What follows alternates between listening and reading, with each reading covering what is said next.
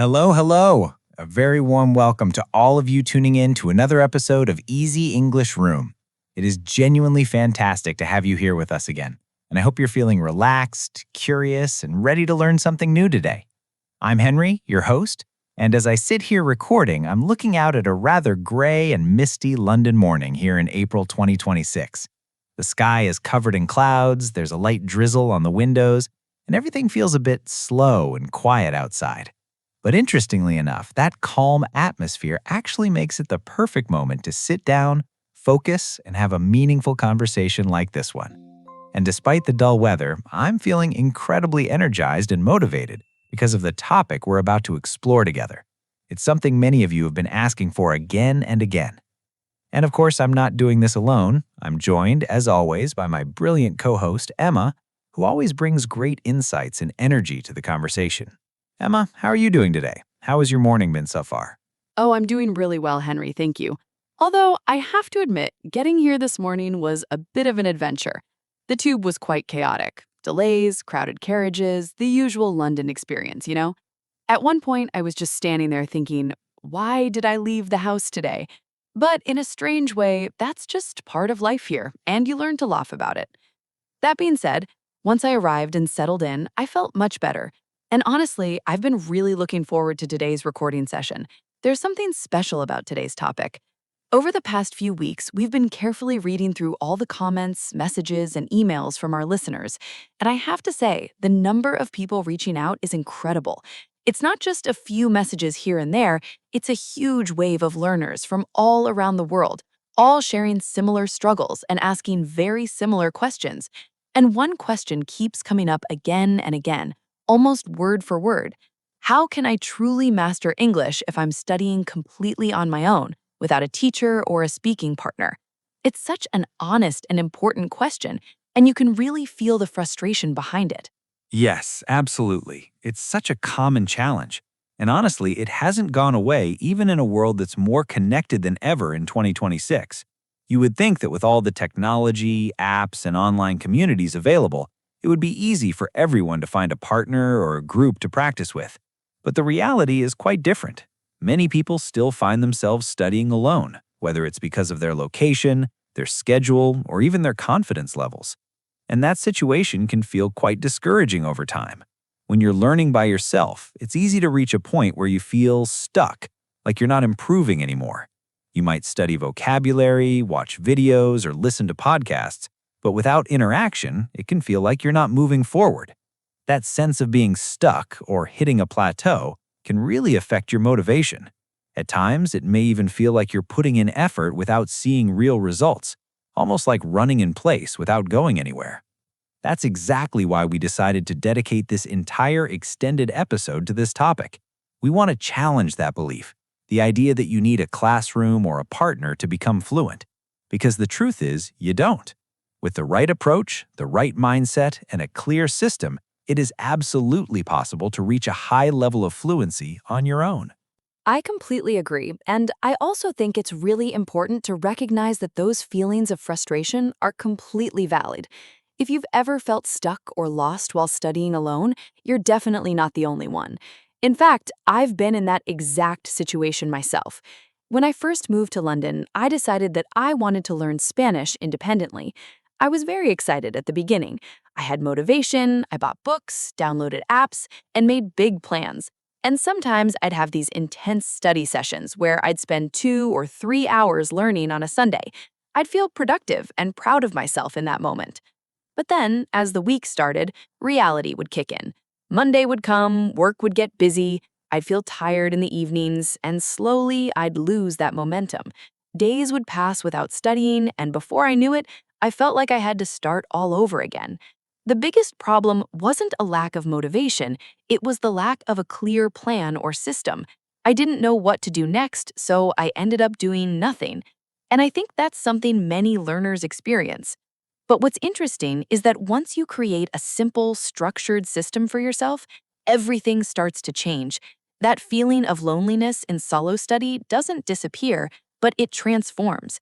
Instead of being a weakness, it becomes a strength. You gain full control over your learning. You choose your pace, your materials, and your schedule. And that flexibility can actually make your progress more personal and more effective. That's such a great point, Emma. And for me, the biggest challenge was always knowing where to begin. That initial step can feel overwhelming. I remember when I tried to learn French a few years ago. I had all the good intentions, just like you described. I bought a textbook, opened it with excitement, and then 10 minutes later, I was completely bored. I'd close the book, go to the kitchen, and make a cup of tea instead. It wasn't that I didn't want to learn, it was that I didn't have direction. I felt like I was standing at the bottom of a huge mountain, looking up with no map, no guide, and no idea which path to take. And when you feel like that, it's very easy to give up before you even really begin. But in a way, that's exactly what we're trying to give our listeners today, a clear and simple map. We've taken all the confusion, all the scattered advice, and we've organized it into practical, actionable steps. Steps that anyone can follow, whether you're a complete beginner or someone who's been learning for years but feels stuck. Yes, exactly. And we know that many of our listeners prefer to have something they can refer back to later, especially when they're busy or on the move. So to make things even easier, we've created a detailed, free downloadable PDF for this episode. This PDF includes everything we're discussing today, every tip, every strategy, and even key vocabulary that you can review at your own pace. So instead of worrying about taking notes while you're listening, maybe you're on the bus, walking, or at the gym, you can simply focus on understanding the conversation. Then later, you can revisit the material in a calm and organized way. You'll find the link in the description, so feel free to check it out after the episode. It's there to support your learning journey and make things a little bit easier for you. Now, Henry, if we're going to talk about mastering English on your own, we really need to begin with the most important part, the foundation. Because without a strong foundation, everything else becomes much harder. Wouldn't you agree? Spot on. The foundation is, without a doubt, the plan. And when we say plan, we really mean something clear, structured, and realistic. You can't just wing it when you're learning alone and expect consistent progress. If you simply say, I want to get better at English, that sounds nice, but it's far too vague to guide your actions. It's a bit like saying, I want to be healthy, but never actually deciding what that looks like in practice. No exercise routine, no changes in diet, no concrete habits. So instead of that broad and slightly abstract goal, it's much more effective to break things down into specific, achievable actions. For example, you might say, I'm going to master 5 new phrasal verbs every single morning, or I will listen to 10 minutes of English audio every day during breakfast. These smaller, bite-sized goals are not only easier to manage, but they also give you a clear sense of direction. And perhaps even more importantly, they provide frequent moments of success which can be incredibly motivating. Every small win builds confidence, and that confidence keeps you moving forward. That's a really strong point, Henry. And building on that, there's something quite powerful about actually writing those goals down instead of just keeping them in their head. When you put your goals on paper, they suddenly feel more real and more concrete. Personally, I'm a bit old school. I enjoy the physical act of writing, so I keep a notebook on my nightstand. Every morning, while I'm having my first cup of coffee and easing into the day, I take a few minutes to jot down my daily targets. They're usually simple and clear, like review vocabulary, listen to a podcast, or read one article. Then, at the end of the day, I come back to that list and take off what I've completed. And I have to say, seeing those check marks build up over the week is incredibly satisfying. It gives you a visual sense of progress, which is something we often miss in language learning. In a way, it transforms the whole experience from feeling like a chore into something more playful, almost like a personal challenge or a game. I really like that approach. It adds a sense of structure, but also a bit of enjoyment, which is important. At the same time, though, we shouldn't lose sight of the bigger picture, the long-term goals, or what some people call the North Star. These are the dreams that inspired you to start learning English in the first place. Maybe your goal is to sit comfortably in a cinema in London and watch a full blockbuster film without needing subtitles, fully understanding the jokes, the emotions, and the fast-paced dialogue. Or perhaps your ambition is more professional, like being able to lead a business meeting in 2026, express your ideas clearly, and participate confidently without that familiar knot of anxiety in your stomach. These larger milestones give your daily efforts meaning. They remind you why those small tasks, like learning 5 phrasal verbs or listening to a short podcast, actually matter. Without that bigger vision, it's easy to lose motivation. But when you connect your daily habits to a long-term dream, everything feels more purposeful. That's so true. And I think it's just as important to recognize and celebrate progress along the way. Too often, people focus only on what they haven't achieved yet, instead of appreciating how far they've come. So when you do reach a milestone, no matter how small it might seem, you should take a moment to celebrate it. For example, if you finally finished your first graded reader in English, that's a big achievement. Or if you managed to have your first 5-minute conversation with a native speaker online, even if it's not perfect, that's a huge step forward. And celebrating doesn't have to be anything extravagant. It could be something simple, like treating yourself to a nice meal, watching your favorite film, or spending an evening doing something you enjoy. These little rewards reinforce your progress and keep your motivation levels high. Now, once you have a clear plan and meaningful goals, that's when the real magic begins, because then you can build a daily routine around them. And Henry, I have to say, you strike me as someone who really values routine and consistency. So I'm curious, what does your daily routine look like these days? Yes, I suppose I do like a bit of structure. For me, the key is to make the routine as friction-free as possible. In other words, I try to remove any obstacles that might stop me from actually following through. The easier it is to start, the more likely I am to stick with it. Mornings are particularly important for me. While I'm getting ready for the day, brushing my teeth, making coffee, preparing breakfast, I always have an English language podcast or an audiobook playing in the background. Now, I wouldn't call this active study because I'm not taking notes or analyzing every sentence, but it still plays a crucial role. It helps tune my ear to the rhythm and sounds of the language, and it gently gets my brain into English mode before the day even properly begins. Then later in the evening, when I want to relax and unwind, I might watch a short YouTube documentary or a sitcom in English. It's something enjoyable, not stressful. The idea is to integrate English into moments that already exist in your day, rather than trying to create completely new and demanding study sessions. Those small, consistent exposures really add up over time. That makes a lot of sense, especially the idea of using time that already exists instead of forcing extra study hours into a busy schedule. Interestingly, my approach is slightly different, but it follows the same principle of consistency. I like to mix different skills throughout the day to keep things interesting and balanced. For instance, during my lunch break, I might spend 10 minutes reading a blog post or a news article from a London-based website. It's a short activity, but it helps me improve my reading and exposes me to real, everyday language. Then, in the evening, while I'm doing housework, things like hoovering, washing the dishes, or tidying up, I'll play English music in the background. But instead of just listening passively, I try to follow the lyrics, understand the meaning, and sometimes even sing along. It turns a routine task into a learning opportunity. And I think this brings us to a really important point. Consistency matters far more than intensity. Even if you only have 10 minutes a day, doing that every single day will bring much better results than studying for 5 hours once every 2 weeks. It's very similar to going to the gym. You can't expect to get fit by working out once a month. Regular, steady effort is what truly makes the difference. That's a perfect comparison. Consistency really is the key. And what you said leads us nicely into another important concept, which is immersion. A lot of people believe that to be truly immersed in English, you have to live in an English-speaking country, but in reality, that's no longer the case. Thanks to technology and the resources we have today, you can create your own English bubble wherever you are in the world, even right in your own home. It's about surrounding yourself with the language in your daily environment. One of the most effective, and I'll admit slightly frustrating things I ever did was change my phone's default language to English. For the first few days, it felt quite confusing. I struggled to find basic settings like how to set an alarm or locate my photos. I remember tapping through menus thinking, where is everything? But after that initial discomfort, something interesting happened.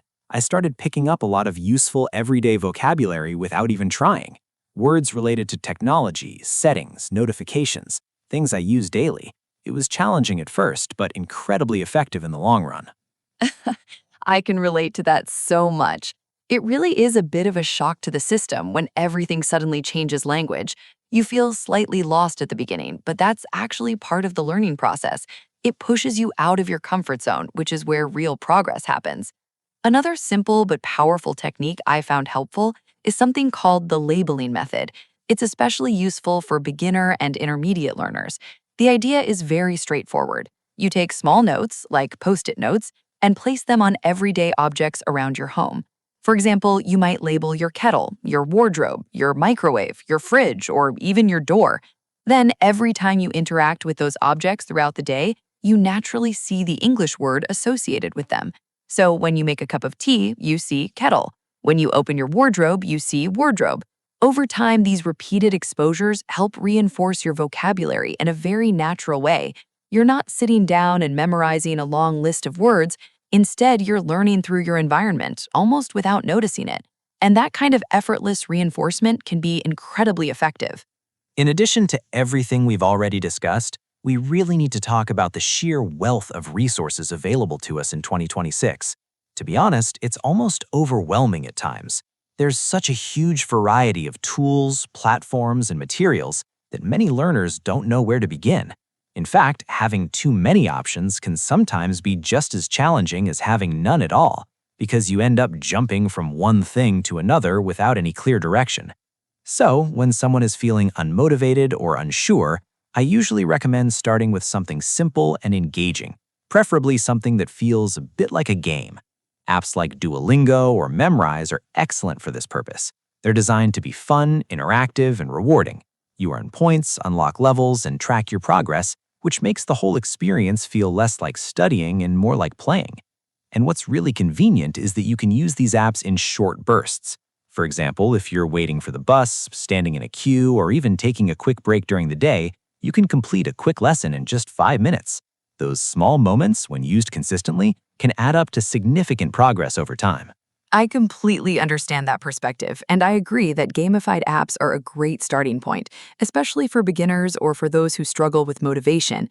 But if we're talking about depth and variety, I truly believe YouTube is where the real treasure lies. There are so many incredible content creators now who focus specifically on teaching English in creative and engaging ways. Some specialize in London slang and everyday expressions, while others dive into more advanced topics like academic writing, pronunciation, or even cultural nuances.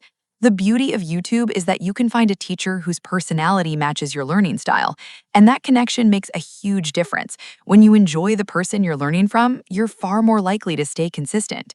And of course, we can't forget podcasts like this one. Podcasts are such a powerful tool because they allow you to improve your listening skills while doing something else. Whether you're commuting, exercising, or doing housework, you can absorb English naturally. It's a very efficient way to combine learning with daily life. That's very true, and both approaches have their place. But now let's address what I'd call the elephant in the room, speaking. This is the area where most solo learners feel completely stuck. It's something we hear all the time. People say, "Henry, I can read, I can write, I understand quite a lot, but I just can't speak because I don't have anyone to practice with." And I understand that frustration. Speaking feels like it requires another person. But here's the thing. You can actually practice speaking on your own, and quite effectively too. In fact, I often tell learners that they can become their own best speaking partner. It might sound a bit unusual at first, maybe a bit mad, as we like to say in London, but narrating your daily life out loud can be incredibly powerful. For instance, as you go through your day, simply describe what you're doing. Now I'm putting on my coat. I'm looking for my keys. Oh, there they are, on the kitchen table. This kind of practice helps you build fluency in a very natural way.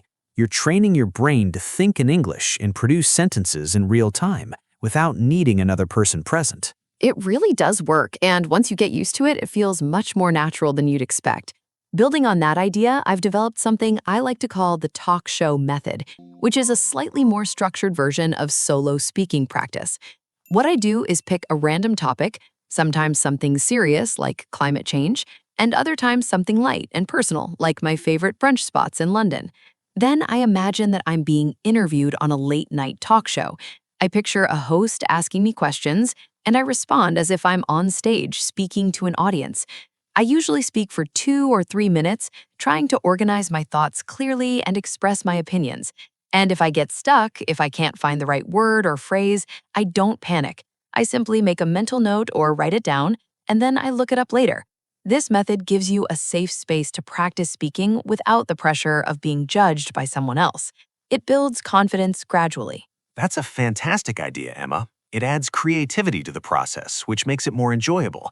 And speaking of practical techniques, another very useful tip is to record yourself using your phone. You could, for example, take a short paragraph from a book or an article and read it aloud. Record your voice and then listen back to it. Now, I won't lie, it can feel a bit uncomfortable at first. Most people don't enjoy hearing their own voice, but it's an incredibly valuable exercise. When you listen to the recording, you can notice things you wouldn't catch in real time.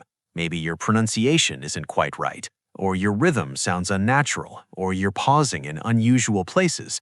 By identifying these areas, you can gradually improve and sound more natural over time. That's very true. And of course, if you eventually feel ready to speak with real people, there are plenty of apps available today that can help you connect with language partners from around the world. Platforms like HelloTalk or Tandem allow you to have conversations with native speakers and other learners. But before reaching that stage, it's essential to build a strong foundation in listening, because if you can't understand what the other person is saying, conversation becomes very difficult. And I know you're a big fan of a particular listening technique, Henry. Yes, I think I know what you're referring to. Shadowing. It's one of the most effective techniques I've ever used, and I recommend it to almost everyone. The idea is simple but powerful. You take a short audio clip, maybe around 1 minute long, from a native speaker. Then you listen carefully and try to repeat what they're saying at the same time, almost like an echo. But it's not just about repeating the words, you're also trying to copy their tone, their speed, their intonation, and even their emotion. It's very similar to how musicians practice by playing along with a song.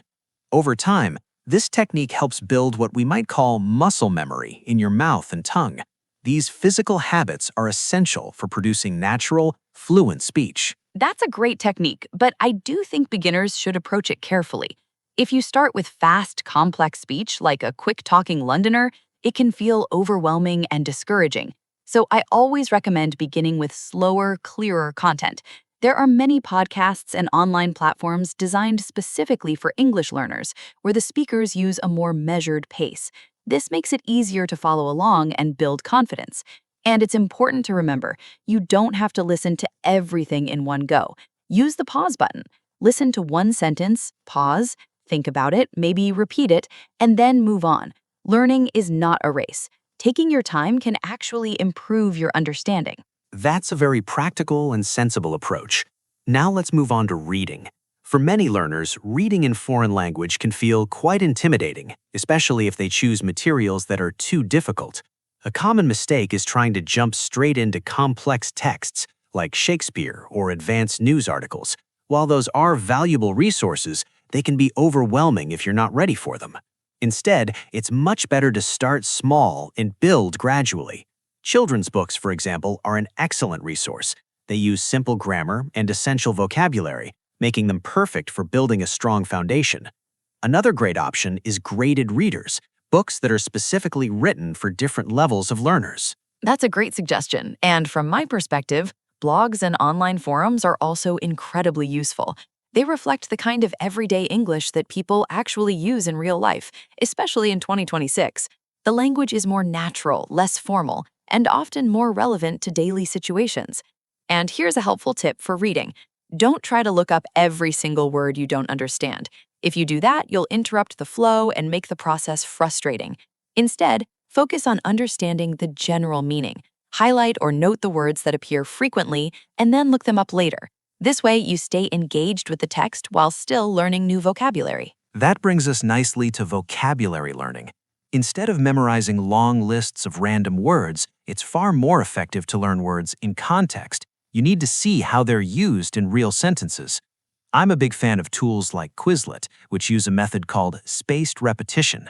This technique is based on reviewing information at carefully timed intervals, just before you're about to forget it. This helps transfer the information into your long-term memory. But beyond that, the most important thing is to actually use the words you learn. For example, if you learn the word delightful while you're out walking in a park in London, try to use it immediately in a sentence. What a delightful afternoon. That act of using the word makes it stick much more effectively. I completely agree, and I'd add that learning words in chunks or phrases is even more powerful than learning them individually. Language is not just a collection of separate words, it's made up of patterns and combinations. So instead of learning a single word like decision, it's better to learn a phrase like to make a decision. This helps you speak more naturally and fluently because you're using language the way native speakers actually do. We've covered quite a lot today, and I think it's clear that while learning English on your own requires discipline and consistency, it can also be an enjoyable and creative process. Whether you're playing word games like Scrabble, singing along to your favorite songs, or watching a comedy show to pick up some local expressions, there are so many ways to keep things interesting. That sense of enjoyment, that spark, is what will carry you through the more challenging days when motivation is low. That's such an important point. Enjoyment keeps everything sustainable. And now, as we begin to wrap things up, we've prepared something special for our listeners. Throughout this episode, we've mentioned quite a few techniques, terms, and concepts. So to help bring everything together, we've invited back a very special guest, Lara, our resident language expert. Lara has a wonderful ability to explain complex ideas in a clear and simple way. So, Lara, it's absolutely lovely to have you back here in the Easy English Room. Could you help our listeners understand these key terms in a bit more depth and tie everything together for us? Hello, Henry and Emma. It's such a pleasure to be back with you both here in London. I've been listening very carefully to your discussion, and I must say you've highlighted some incredibly important ideas for anyone learning English on their own. What I'd like to do now is take those key terms and break them down in a very clear and practical way. For each one, I'll give you the word, a simple explanation, and then a real-life example so you can see how it works in practice. Let's begin with fluency. Fluency is often misunderstood. Many learners think it means speaking perfectly without any mistakes, but in reality, fluency is about being able to speak smoothly and continuously without long pauses or constantly searching for words. It's more about flow than perfection. For example, imagine you are describing your day. I woke up early, made some coffee, and then went to work. Even if there are small grammar mistakes, if you can say this naturally and without stopping too much, that is fluency. The key to building this skill is regular speaking practice, even if you are practicing alone.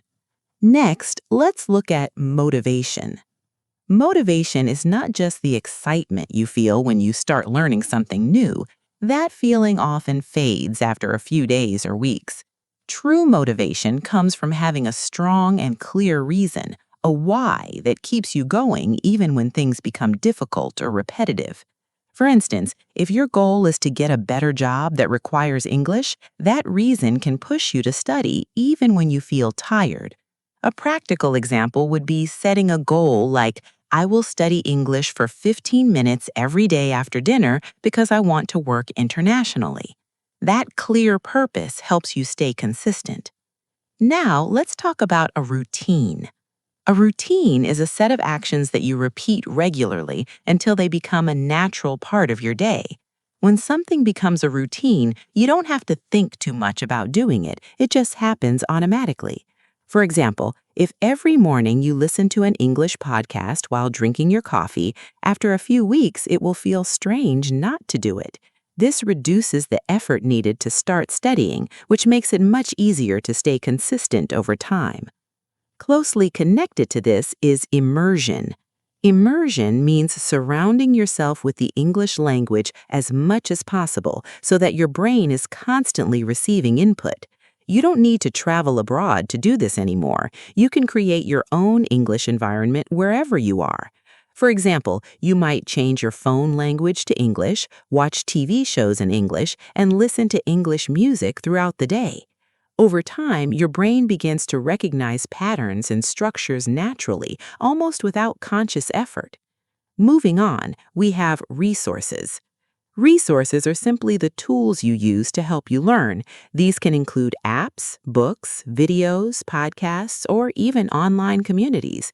The important thing is to choose resources that match your current level. For example, if you are a beginner, using a very advanced academic lecture might feel frustrating and discouraging. On the other hand, using a simple app or a beginner-friendly podcast can help you build confidence step by step. The right resource should challenge you slightly, but not overwhelm you. Next is vocabulary. Vocabulary refers to all the words you know and can use in a language, but it's not just about knowing many words, it's also about understanding how to use them correctly in different situations. For example, you might know the word run, but it can have different meanings. I run every morning, or I run a business. Learning vocabulary in context helps you understand these differences and use words more naturally in conversation. Now, let's discuss a milestone.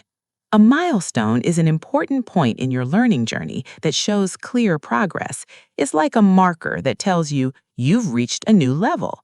For example, finishing your first English book, understanding a full podcast episode, or having your first conversation in English are all milestones. These moments are important because they remind you that your effort is working and that you are improving. So following that, we have consistency. Consistency means continuing to practice regularly over time, even if it's just for a short period each day. It's one of the most important factors in language learning. For example, studying for 10 minutes every day is far more effective than studying for 5 hours once a month. Those small, regular efforts build strong habits and lead to long-term progress. Finally, let's connect everything together with one simple idea. If you build a routine, use the right resources, stay motivated, and practice consistently, you will naturally improve your fluency and expand your vocabulary over time. And as you reach each milestone, your confidence will grow, making the journey even more enjoyable. So take these concepts one step at a time, apply them in your daily life, and remember, progress doesn't happen overnight, but with patience and consistency, it absolutely will happen. Techniques like shadowing are brilliant because they focus on the music of the language, not just the individual letters. I hope these deeper explanations provide a solid framework for everyone listening. It's been a pleasure sharing these insights with the Easy English Room community. Cheers, Laura. Your expertise is always such a highlight of the show. It really adds depth and clarity to everything we talk about. I think what you shared today gives our listeners not just ideas, but a truly comprehensive toolkit they can rely on. It feels practical, approachable, and most importantly, doable. Anyone listening right now can walk away feeling more confident and ready to take that first step in their solo journey today, which is exactly what we aim for in every episode. That was absolutely fantastic, Laura. Honestly, thank you so much for taking the time to break everything down in such a detailed and thoughtful way. It really helps put those concepts into perspective, especially for listeners who might be hearing some of these ideas for the first time. I know it can feel like a lot to take in all at once, and sometimes that can be overwhelming. But the key is to keep things simple. If you just start with one small change, something as easy as downloading that PDF, or even adjusting your phone settings, you're already moving forward. And that first small step, it matters more than people think. 100%. That's exactly the mindset we want to encourage. Remember, progress is a marathon, not a sprint. It's not about rushing or trying to do everything perfectly from day one. Growth happens gradually, step by step, and every little effort counts. Don't worry about being perfect because perfection isn't the goal here. Instead, just focus on being a little bit better than you were yesterday. Even a tiny improvement is still progress, and over time, those small wins really add up. We see the effort you're putting in, and we're genuinely proud of you for showing up and committing to this journey. We certainly are. Every bit of effort you make matters, and it's inspiring to see so many of you staying consistent and motivated. Thank you all so much for joining us today at Easy English Room. It really means a lot to have you here with us. Don't forget to check out the links in the description for extra resources and tools that can support you even further. And of course, we'll be back very soon with more tips, more insights, and more guidance to help you continue growing and succeeding on your path. Until next time, keep practicing, keep staying curious, and keep building on the progress you've already started. Stay patient with yourself, trust the process, and remember that every step forward counts, no matter how small. Bye for now, and take care. Bye-bye, everyone. We'll see you again very soon. Keep going. You're doing great.